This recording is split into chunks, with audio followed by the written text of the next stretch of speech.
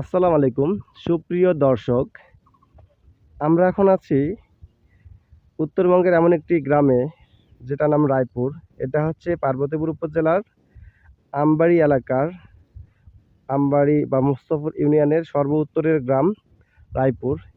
এই গ্রামটি এককালে এত জৈলুস ইতিহাস, ঐতিহ্য এবং সংস্কৃতি সম্পূর্ণ ছিল। সেই গ্রামে আমি ভিডিও একটু ধারণ করছি। আমি একটা জিনিস দেখাই। এই যে গ্রামটা দেখতে পাচ্ছেন, এই গ্রামটার আমি সর্বপূর্ব দিকের যে পুকুর পাড় সেখানে এসেছি, এবং পূর্ব দিকে যে মাঠটা দেখা যাচ্ছে এটাকে বলা হয় বিলের পাথার, এবং ওই দূরে যে গ্রামটা দেখা যাচ্ছে সেটাকে বলা হয় দণ্ডপানি গ্রাম। আর এটা হচ্ছে সেই রায়পুরের প্রথম পুকুর, পূর্ব দিকে। এই পুকুরটা ছিল আমাদের গ্রামের একমাত্র গোসলখানা, যেখানে আমরা আমাদের শৈশব স্মৃতি কেটেছে। যারা 90-এর দশকের ছেলেপেলে ছিল, যারা 90-এর দশক বা 2000-এর দিকে, এই গ্রামে এরকম বেশ কয়েকটি পুকুর ছিল। যখন ছেলেরা সারাদিন মাঠে খেলতো, ফুটবল বা ক্রিকেট খেলার পরে তারা এই পুকুরে আসতো। এই যে দূরে পাথারটা দেখা যাচ্ছে, এই পুরোটাই বেলের পাথার। দূরে এটা দণ্ডপানি গ্রাম, আর এই দিকে উত্তর দিকে সোজা এটা জয়পুর নামে গ্রাম। এটা হচ্ছে 6 নম্বর ইউনিয়নে, আর এটা হচ্ছে 7 নম্বর ইউনিয়নে। এটা পুরোটা রায়পুর গ্রাম। এবং এই পুকুরটাতে কি কি ছিল আমি একটু আমাদের শৈশব স্মৃতিটা ব্যাখ্যা করি। আমরা হচ্ছে দেখা যেত কাপড় ধোয়া থেকে শুরু করে গ্রামের যত মহিলা, বিশেষ করে আমাদের শীতকাল পরে যখন আমাদের পানির অভাব দেখা দিত। আমরা জানি দিনাজপুর যেহেতু একটা খরাপ্রবণ এলাকা, সেখানে পানির সংকট দেখা দিত, বিশেষ করে এটা হেমন্তকালের দিকে বা বসন্তকালের দিকে।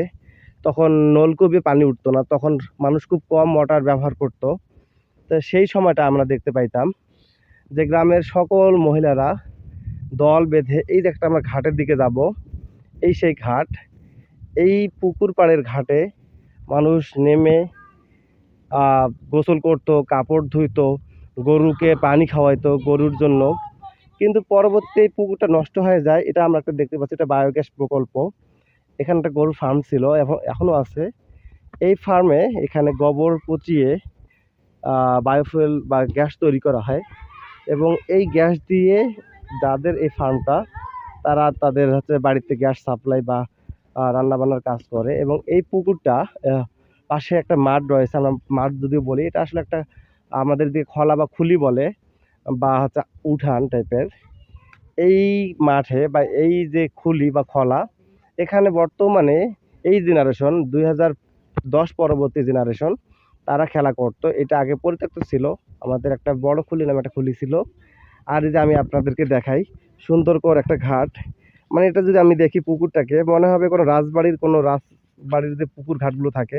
আমি যদি দিনাজপুর রাজবাড়িতে যাই, সুখসাগরে এরকম পুকুর ঘাট আছে, বা এরকম সুখসাগরের পাশে রানীর দিঘি আছে, রানীর দিঘিতে এরকম ঘাট আছে, রামসাগরে এরকম গোসলখানা আছে। এই ঘাটটা দেখুন আপনারা যে কীভাবে তলিয়ে গেছে বা নষ্ট হয়ে গেছে। এককালে এখানে 10টার মতো সিঁড়ি ছিল, এরকম দুই পাশে বড় সিঁড়ি ছিল, 5টা স্টেপ, এবং ছোট এরকম সিঁড়ি ছিল 10টা, এবং মাঝখানে একটা লম্বা জায়গা ছিল, ওই জায়গাতে কাপড় ধোয়া যেত।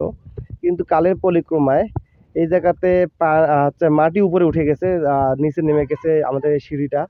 ফলে এখানে এখন আর কেউ আসে না। এখন শুধুমাত্র হয়তো বা গরুর পানি নেওয়া হয় মাঝে মাঝে। আর পুকুরে যেহেতু এই বললাম বায়োগ্যাসের গোবরগুলো ফেলানো হয়, পরিত্যক্ত গোবরগুলো, ফলে এই পুকুরটা পরিত্যক্ত হওয়ার ফলে এখানে এখন শুধু মাছই চাষ হয়।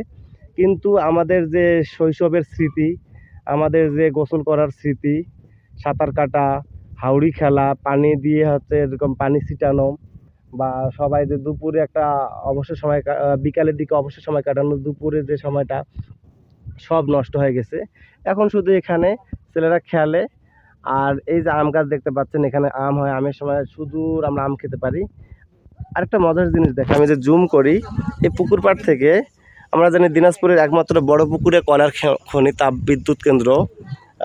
দূরে একটা টাওয়ার দেখা যাচ্ছে, আমি জুম করতেছি। এই যে আপনার আম গাছের ফাঁকে সাদা একটা অবয়ব দেখতে পাচ্ছেন, 2 আম গাছের ফাঁকে। এটা খালি চোখে দেখা যাচ্ছে, ক্যামেরা ধারণ করা যাচ্ছে না।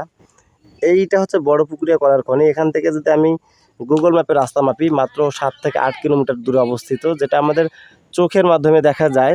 যেহেতু এখানে লাল এবং সাদা রং করা আছে, আমরা জানি লাল রঙের আপনার তরঙ্গ দৈর্ঘ্য বেশি, ফ্রিকোয়েন্সি বেশি, ফলে আমরা লাল এবং সাদা দুটো রঙই দেখতে পাচ্ছি।